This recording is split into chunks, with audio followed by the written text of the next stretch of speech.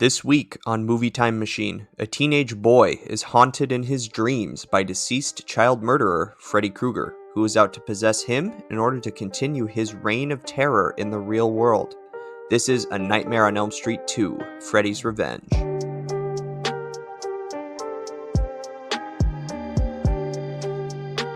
Welcome to the Movie Time Machine Monster Closet, your retro movie review podcast where we take nightmares from the past and relive them in the present. This week's movie, A Nightmare on Elm Street 2, Freddy's Revenge, released in the year 1985, written by David Chaskin and directed by Jack Shoulder. Did I pronounce that correctly? Nailed it. I'm your Time Machine host, Chad, and I want to introduce you again to my Monster Closet co-host, Mr. Scaredy Pants himself, Jamie.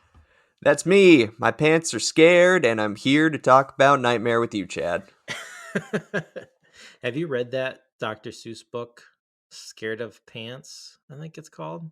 No. About the ghost pants? This isn't a real book. Is this a real book? It's a real book, yeah. No. What's about the ghost pants? Yeah. It's, hold on, let me do some internet research here quick. I want to make sure. Dr. Seuss Scared Pants. Dun, dun, dun, dun, dun. Oh, it's called What Was I Scared Of? And it's about a pair of pants. So he took the phrase scaredy pants and thought, I can make a book out of this. Yes. And it's a cool book because all the pages are kind of like dark, with like kind of bluish and blacks. And the character is like bright yellow. And some of the other things are like the pants are like the pants and the character are like glow in the dark. No way. So yeah, it's fucking cool. I've never heard of this book, and I was a very devoted Dr. Seuss reader as a kid and an adult, for that I matter. hadn't heard it until, my kid at preschool. I guess they're reading it there, and he was talking about it. Then we ordered it, and I was like, "Wow, I've never heard of this before." So yeah, I'm like a year or two fresh to it, but yeah, it's pretty good. Cool. It's a And pretty good what's the book. title again? It's called "What Was I Scared Of?" What Was I Scared Of? Okay, Yeah. I'm going to look it up because I'm about to make a promise and I want to make sure that I can keep it. What was I scared of? Making sure the internet has it. Oh my goodness, they sure do. So what I'm going to say is to the first listener who retweets this episode, I will send you a copy of What Was I Scared Of? Oh wow! All right. I'll have to put that in the show notes too. Yeah. Yeah, I know. They'll When we tweet. We'll need a way for them to get in touch with us. So we'll figure it out. Just Yeah. retweet it first, then we'll handle that later. Retweet, then you can DM us on Twitter. So There we go. at Movie Machine Pod. At Movie Machine Pod. But all right. Nightmare on Elm Street Part 2. So this is we're on a roll here for Monster Closet. So we just did the first Nightmare on our last Monster Closet. So now we're diving into the second one. This I just want to rattle off box office quick because I think there's some things here I want to talk about before we get too deep. Sweet. This one had a budget of $3 million compared to the first Nightmare, which had a budget of $1.1 million. And this one at the box office brought in $30 million versus the first Nightmare brought in $57 million. So it did like almost half of the first one, and it cost 3 times as much. And it came out almost exactly 1 year after the first Nightmare. So this came out on November 1st, 1985. Again, great in time for family holidays, right? So Thanksgiving and Christmas and whatever other holidays that you celebrate in that time. So I want to be inclusive, but I don't. Everybody's welcome at Freddy's Thanksgiving at Freddy's table. Thanksgiving, yep. Wow. You don't have to worry about sharpening the knives. No. He will take care of that. So this made not as much money as the first, but still 10 times its budget, which is a lot of money. So I don't want to move past that. People are still showing up for Freddy. Good call.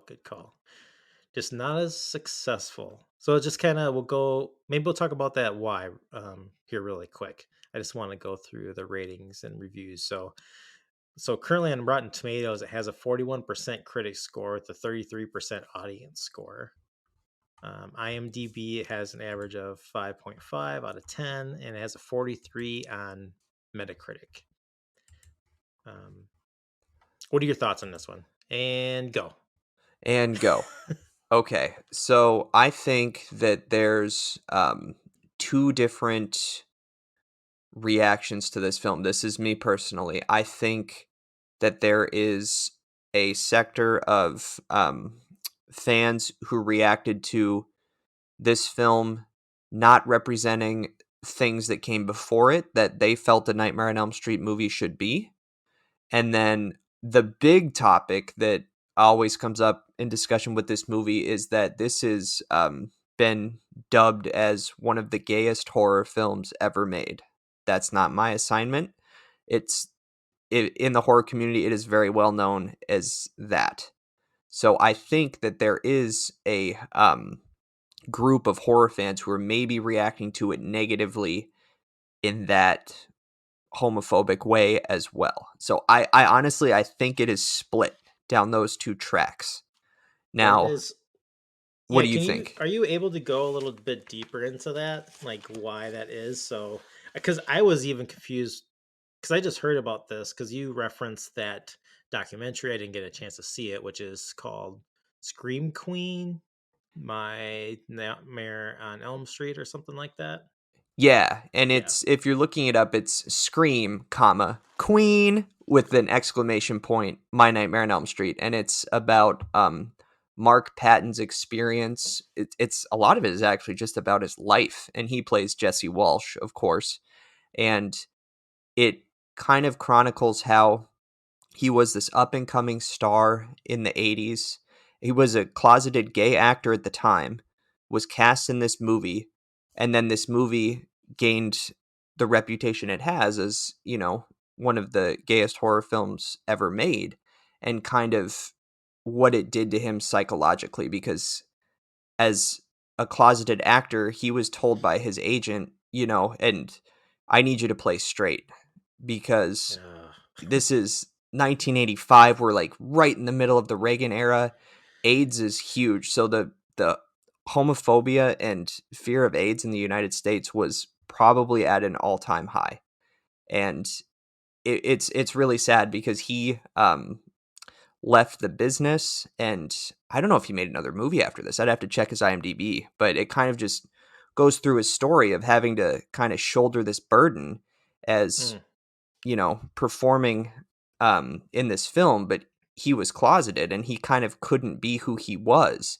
And it was kind of left to him to shoulder the burden of the hate of so many fans because, people would give it that tag, and back then, calling it a gay film was a pox on its house, like that was a bad thing, and the director wouldn't acknowledge any of the subtext in the movie. The writer was very glib, would not acknowledge any of the subtext, so nobody backed up Mark Patton and kind of all of the backlash he experienced. But I would say now it's come full circle, and I think people kind of put their arms around it in the gay community. I don't want to speak broadly for everybody, but this film kind of highlights how a lot of people in the LGBTQ community really celebrate this movie and kind of love it because they um, for the horror LGBTQ fans, this was a time where they could see someone on screen that kind of represented them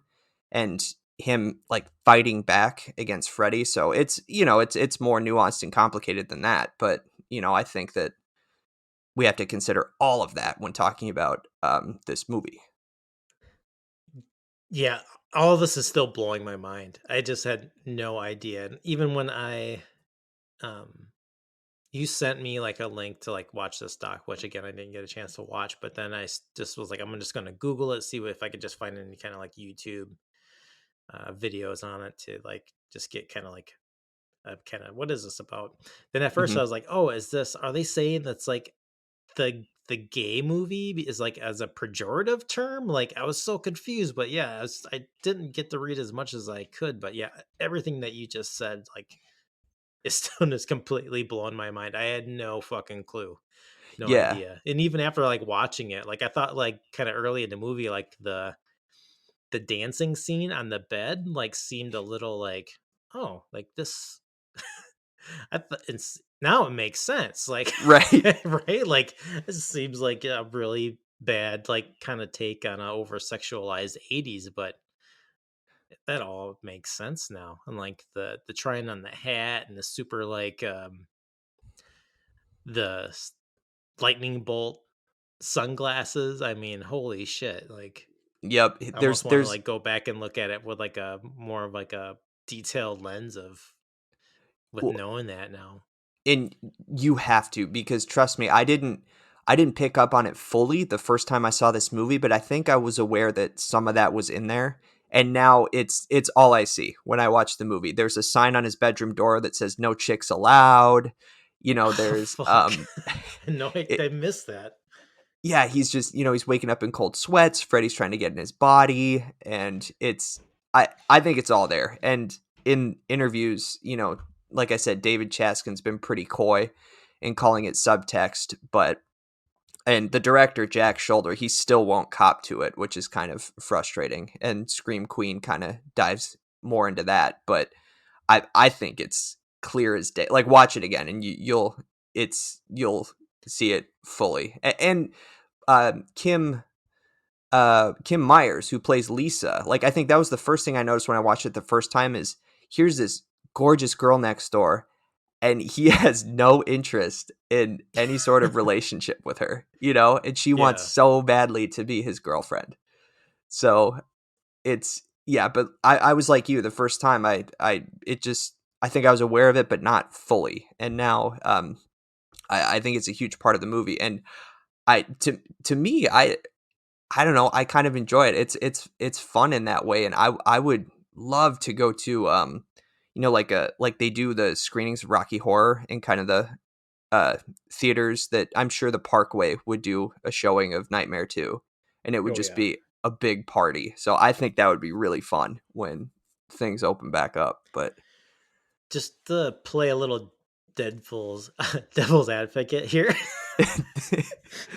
say um, again, devil's advocate. nailed Um, it. is this is this possibly a Room 237 documentary looking into this film to where like okay, you could say it's all these things with all the subtext, but maybe it really wasn't? So, fair question, and I think that the biggest, like, seriously, just watch it again. That'll be the biggest rebuke of that. But um I think that the biggest evidence apart from that is just kind of Mark Patton and even Robert Englund. Like, everyone who read the script was like, "Oh yeah, okay, I get it." And the problem was that the director wouldn't cop to it, and like I said, the writer would be so coy about it. But eventually, in the movie Scream Queen, My Nightmare on Elm Street, he says, "Yeah, that's what I was doing. That's how I wrote the movie." So Hmm. Yeah, still mind fair blown. fair question though. Okay. But yeah, and I think, like you said, it's not very highly reviewed, and I think that there's people who reacted to it negatively on that front, who recognize it that way. But I do think there's a legitimate I how do I say this, disagreements for what you expect a nightmare movie to be and what this film is. Like, people who are expecting Freddy to be the dream demon. Well, this is kind of more of a possession movie. The rules of Nightmare on Elm Street are a little different in this movie. So I think some people also maybe had some problems with that. Right, Like, did because we don't get there's no, correct me if I'm wrong, like there's no like obvious like dream no. sequence, is there? Okay. Well, I remember too, because you see Jesse wakes up screaming twice in cold sweats, and one, he does see Freddy downstairs. I think that's I've got the brain, you've got the body. I think that's a dream. And then but the rest are kind of like waking nightmares, like when he's in the basement and finds the glove, and then when he's in his Yeah, sister's room wearing the glove, and then in the shower scene with Coach Schneider. So it's like the you're lines are right. far more blurred than Right. true nightmares. Correct, sir. You are correct. Yeah. Um, what was I going to say? Yeah. What's so essentially what happens in this movie? We get um, our new cast of characters. Jesse, he's moving into the house of Nancy's old house from the first nightmare. Hmm. Um, we kind of have this like potential love interest with Lisa, but as you're saying, doesn't sound like he's too interested. Um, and what about his friend? What's his friend's name? Grady. Grady. Oh my god. How many times did you want to punch Grady in this film? Oh, he's a wonderfully punchable character. He's very punch-worthy. I just yeah, I never understood his character. Like he's playing an asshole, but he's kind of funny, but he wants to be Jesse's friend, but then he doesn't. I don't know. How did you read Ron Grady? Yeah, yeah, like he's kind of like a wannabe jock. He seems like he's also like he doesn't really have any other friends besides Jesse, and he Right. has he has like zero like girl game. Like I don't know. He's yeah, maybe there's some subtext there as well. I don't know. Like, but Yeah, well, it's just funny that there's this big party and yeah, he projects as like this popular jockey douche and he's in his bed and you're actually wondering like, "Oh shit, is he actually grounded? Like did he actually push his grandmother down the stairs?" Like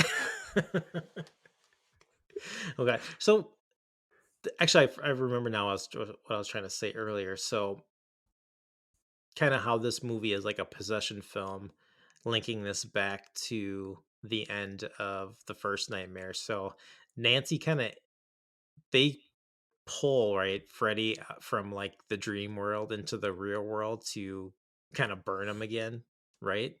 yeah. So is that what kind of that makes actually now I think about it, that makes more sense now. Like Freddy's trying to get into this realm now. Like he can like he's what does that leave it open then to where actually he is like can kind of rebirth himself, I guess, remake himself through Jesse. So that's the kind of part I struggle with. But then when I went back and thought about it, I was like, oh, I can kind of see maybe the leaps they were trying to the progression of of this nightmare to come to real life again. But I didn't know if you had any thoughts on that. Yeah, I man, it's tough. I think there's a lot of yeah, there's no real rules and then when you think you understand it, they break it. So like he's taking over Jesse's body, so they're sharing a body, but then, you know, the love of Lisa burns Freddy out. But then again, we get another complicated ending that doesn't quite make sense where Freddy's on the bus and he wastes, I think her name's Carrie. I'm not sure. And yeah, I don't know to be real honest with you. I don't know. Since we just mentioned the bus scene, did you and did you get a chance to go back and watch it after I told you like how like my question is like maybe is this entire movie like a dream? Because we start with the bus, he's on the bus, um, and then we end with the bus scene as well, even though we don't really see what their fate is. Right. Did you get a I chance to give that any thought? I did. I think you could definitely take it that way. I mean, the difference is there's different kids on the bus in the beginning and then at the end. But yeah, and then it drives into the field, but the field doesn't turn into that like hellscape with the rocks falling away. Yeah. But I don't know. I mean, I wouldn't say that's not an unrealistic reading because yeah, I mean, it's either somebody's dream on that bus and Freddy's there or Freddy's somehow in the real world, which makes less sense because they kind of reburned him alive at the boiler or at the factory. So yeah, it's another one of those where like I'm not sure where to come down. I think they just did it to scare you, but I don't think it's a terrible theory. I think there's definitely some credibility there. Another thing too I wanted to talk with you about is again, without the the whole like scream queen thing, like is fucking still kind of blowing my mind. But I don't because original when I went back to watch this, I was like, this movie seems like it's like struggling to kind of like give itself an identity. Hmm. Um, I feel like there's all of a sudden there's like kind of like these callbacks to kind of classic horror films. So this is probably a stretch, but this is just where my mind was going. So the scene when the bird Yeah. is flying around over the cage, and I was like, "Oh, is this an homage to the birds? Like, Yeah. what is going here?" And then like the bird explodes, and I don't know, like stuff like that seemed just kind of like weirdly out of place, and kind of forced. And let's see here, and like later on, like the human face dogs, Oh which yeah. was like it was so creepy. I don't remember that at all in this movie because I had originally seen this like when I was, like probably like around 10. But yeah, I thought that was really creepy. But I was like, oh, that totally reminded me of Invasion of the Body Snatchers, the Sutherland one. Oh, are there When they came weird out, dog creatures? yeah, that came out in late. Have you seen that one? Only the end scene. I Oh, okay. Yeah, there's like a human face dog creature in that one as well. I I think you may be onto something because yeah, I completely forgot about those weird face dog things too. It's almost like as if there was like a deleted scene. Like we missed something because like, what are they doing here? Right. Right. Right. I don't know, just to be scary. And then yeah, as she's trying to find Freddy, you got the like rabid mouse that gets eaten by the rabid cat and like Oh yeah, I forgot about that too. yeah. Like yeah, there's a lot of stuff in there that just yeah, did they add it for flair? Was it callbacks? Like I think I thought about the birds too. And but yeah, everything in the house is hot. Like what does that have to do with anything? Because Freddy died in a boiler, suddenly the house is constantly at 93 degrees and look, honey, the toaster's not even plugged in and it's on fire. You know, just Right. I like how they wanted to blame a gas leak on like the bird I exploding. know. Like, yeah, I don't. It's stuff like that. I was like, I didn't. It kind of like took me out of it, and yeah, and I think you get. I think I looked. You're like 1 hour and 1 minute into the movie where I feel like it starts to really kind of like where the action really starts to pick up. Yeah. And I think that's where like you get the full like Freddy is alive at the party scene Yeah. where then again too like Freddy like he jumps through the glass patio door, right? It Mhm. shatters and then he disappears. Did I miss the part where he like reappears again? Oh, you mean when he walks through the hedges and just disappears into a ball of flame? No, before that, like when he's in the house, Oh, right. he He like pops out from under the thing in the yard or whatever. oh okay, I think all right, I missed that. Yeah, but you're right. There's a continuity thing there because he jumps through the door, and then everyone's like, "Oh, where did he go?" And then he just pops out Pops from up, under yeah. the. Yeah, Now you see me, now you don't. yeah. Now you see Yeah, me. he has like this like new like uh what do you call it? Stealth mode. Yeah, yeah. He's in the real world now. He's having fun. Right? Just kind of turn that shit on and off. I mean, you just like be invisible, right? Until Yeah, everyone's sleeping. exactly. But there's a that whole like pool party scene like really cracks me up. Because like the parents are there, Hmm. right? Then it's like they get up to go to bed. Then all the kids, and there's like 50 people there. It's Yeah, like a huge party. This gigantic pool, and they like the kids know like where the parents' bedroom is because they see the lights on and they're just kind of like waiting for like the lights to get shut down. And like the lights go down, and then it's like all of a sudden it's like flip the switch. It's like party mode. They change the shapes, but it's just like, dude, they just turned out the lights, man. Like you need to like give it like give it at least like a good hour, right? Right. They can hear you. Right. But still maybe keep the volume down a little bit, right? Like it's Yeah. Well, and maybe a lesser film, so I'll credit the movie there where they do pan to the parents' bedroom and the dad's like, "What the hell is going on?" Oh yeah, Eh, yeah, true. That's true. That's true. But it still cracked me up. I thought that was pretty funny. And oh, then back to like when Freddy jumps through the door and like all the kids are running, then he like pops back up again.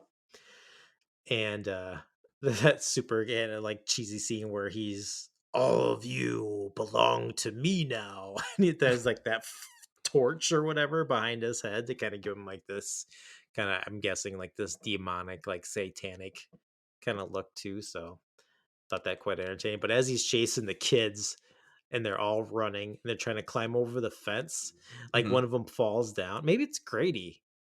I don't No, know. Grady's Falls. already dead. He's already, yeah, that's right. Um, Slips and falls, and like they like lightly like trample on him, to get Yeah. over the fence, and he like, oh, his head shakes and like blood squirts out of his mouth. Um, Thought that was quite entertaining as well. And like Freddy's like throwing like chairs around like a gorilla and that's escaped the zoo or something. But yeah, since we're talking about scenes, do you want to start going into favorite scenes and just kind of some highlights for you in this movie outside of Sure. the things that we already discussed? Yeah, no, the Freddy pool party scene is great. Like you said, it's so 80s and just so off the wall. Like, what is going on here? Is Freddy a threat? Is he just trying to scare everybody? And um, so I do enjoy that.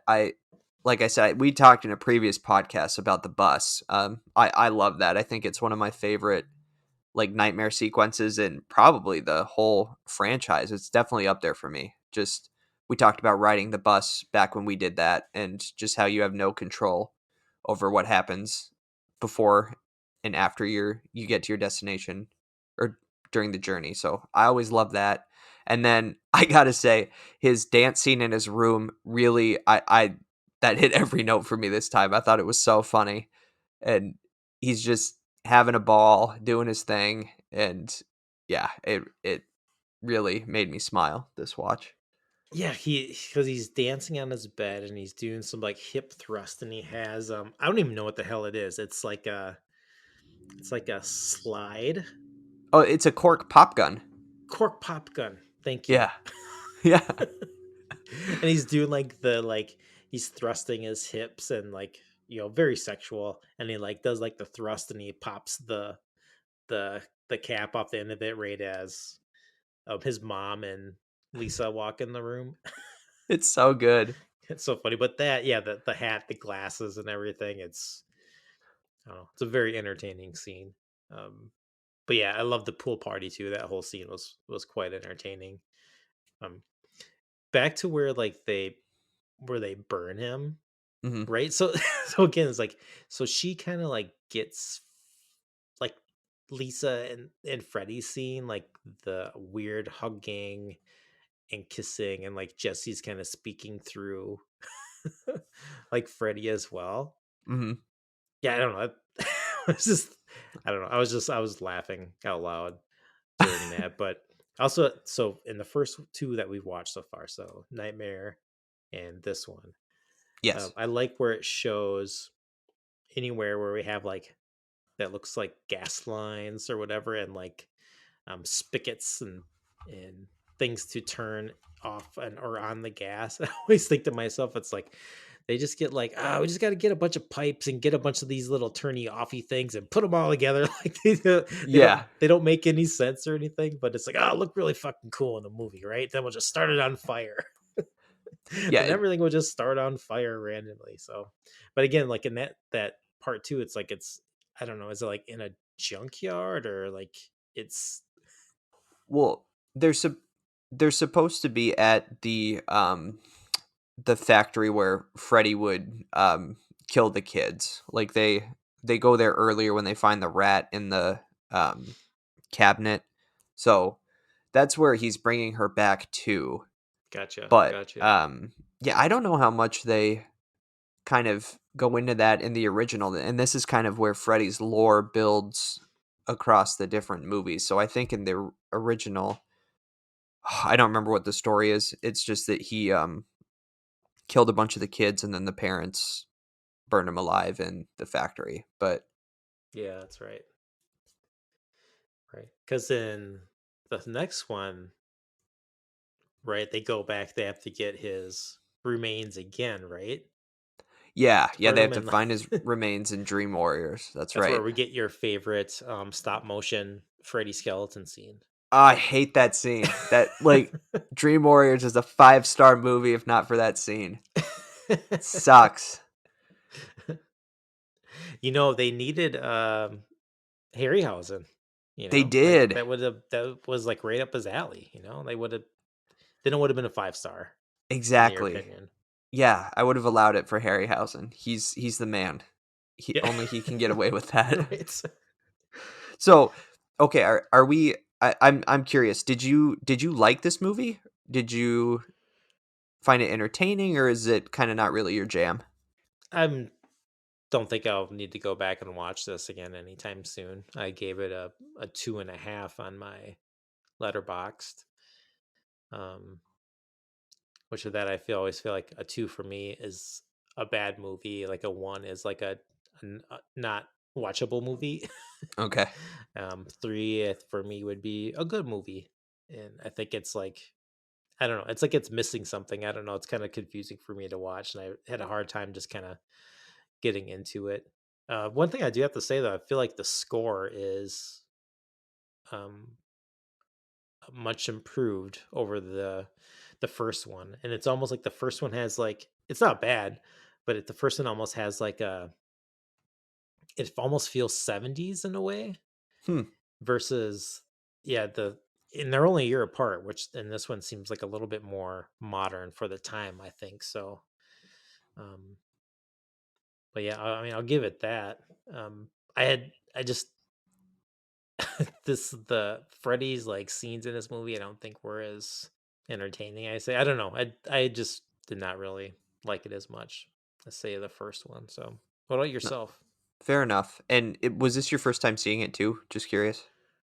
Oh, you said you saw it when you were a kid. Yeah, I mean, might as well. I haven't seen it in a very long time. Yeah. Like I guess any of the stuff for me is like a 10-year-old kid. Like, because I think what happens was like when Dream Warriors came out, it's like Hmm. I watched that, and then I'm guessing all of them were probably being replayed on HBO and Cinemax at the time too, or something like that. So I caught Yeah. all three of those movies like pretty close together.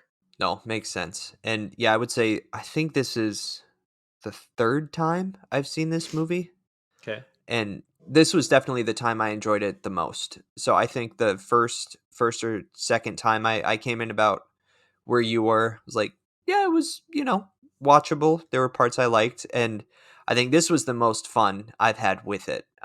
Just all of the cheesy 80s stuff made me laugh a lot more this time. Like the pool party is just Yeah. ridiculous. I love that. Um, and yeah, all of the goofy bird stuff. I'm like, why is this in this movie? I don't care. It's great. So it definitely grew on me this viewing, and I Okay. I was surprised too. I thought Mark Patton, who played Jesse, I really appreciated his performance this time around. I thought he was really good. I mean, as far as acting in a horror movie goes, he kind of blows Nancy Thompson out of the water as far as I'm concerned. But Yeah, I'll give you that. I mean, there were some scenes where I'm just like even though he had people like other actors like close to him in his proximity, like he seemed like he was talking in an empty room or something, but oh, whatever. interesting. Yeah, I don't whatever. I guess when it comes to this genre of film too, I'm not as that stuff doesn't really bend me out of shape a whole lot. Sure, Like I just especially in this era, but yeah, I guess overall I thought Kruger's Robert Englund's performance in this for me was subpar versus the first one, which I know that you maybe have a different take on that. There's parts too where I feel like his, um, like the prosthetic or whatever makeup that they use for the mask seemed a little off on it, but Yeah. yeah, Yeah. No, I said that, but then I finished the movie and I think I would actually agree with you. He never really scared me or creeped me out in this movie, where there's still moments in the original Nightmare where I don't find Freddy scary, but there's a couple moments where I'm like, ooh, I could see how that would, freak some people out. I think the scariest scene in this movie is when the the transformation scene, when the claws are coming out of Jesse's fingers and we get a little bit of body horror. yeah. And again, not scary, but if I had to pick a scariest scene, I would say it's probably that. Like where, yeah, I do like where he like breaks out of Jesse like a, you know, chick out of an egg Yeah. kind of thing, like that, kind of this rebirth kind of like scene. But there's a comical part too, like in that scene where Jesse opens his mouth and like Freddy's eye is in there. I know. I know. That was some good shit.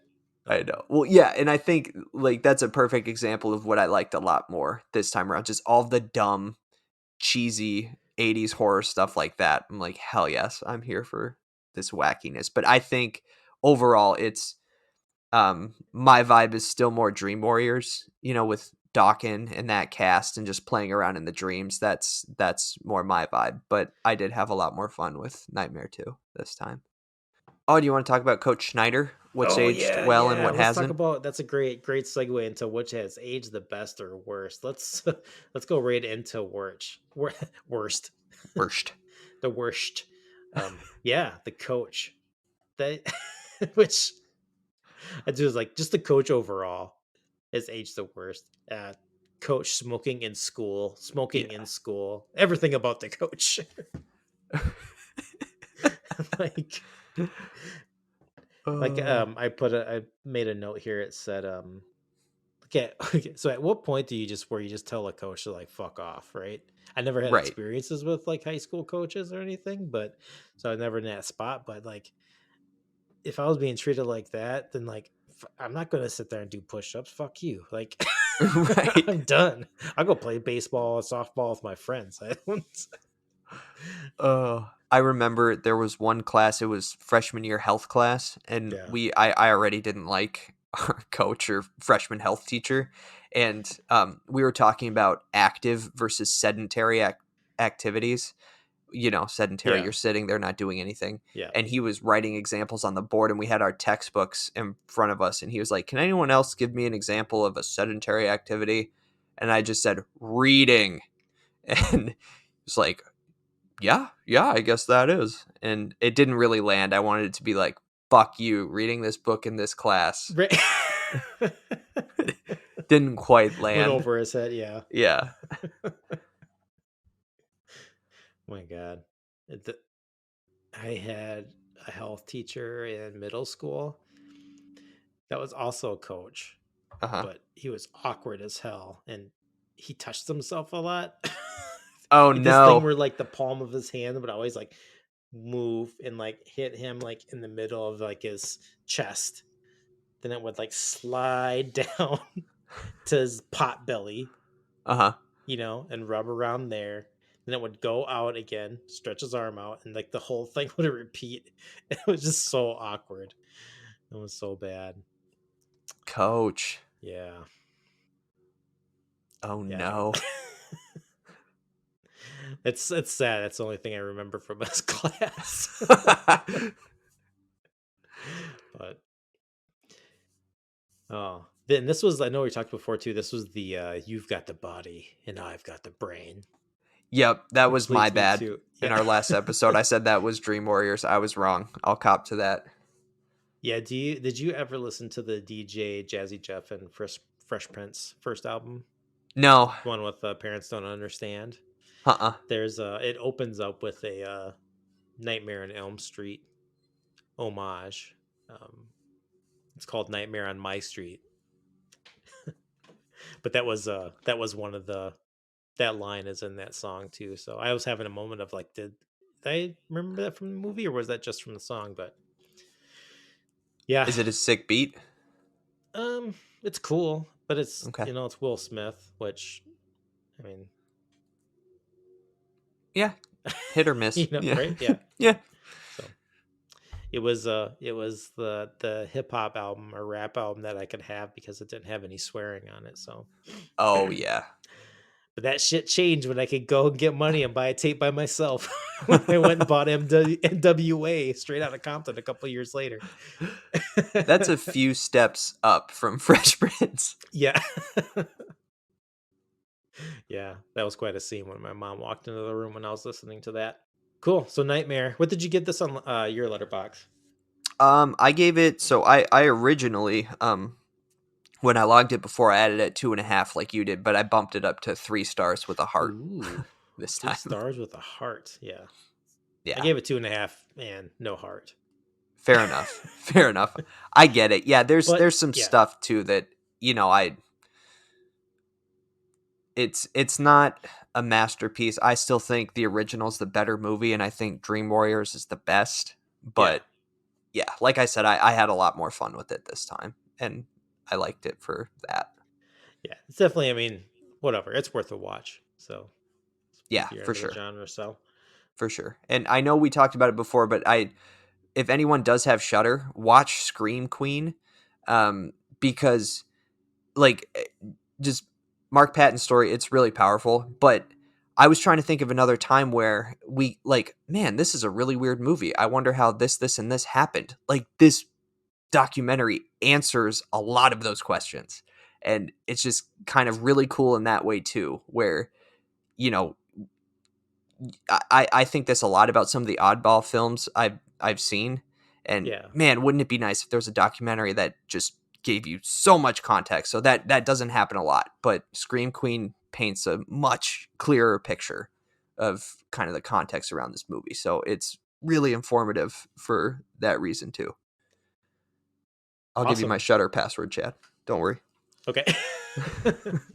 All right. Definitely have to check that out. That was probably the best thing that came out of this for me was like, it, no, I mean, still, still just blow my mind. Like I had no fucking idea, but that documentary does sound really interesting. So, Yeah, it's good. all right, we'll wrap it up. Any last words? Um, no, I think that's it. It's a fun movie, not my favorite Freddy movie, but still pretty good, and I hope Mark Patton is doing well.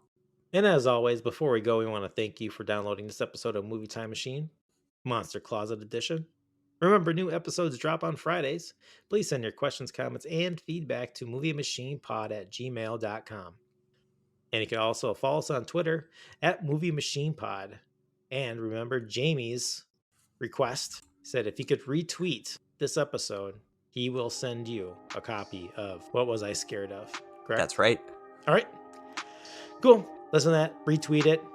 I'm going to do some DMs. I'll set you up with that. So, thank you for listening. Talk to you next time. Bye. Bye.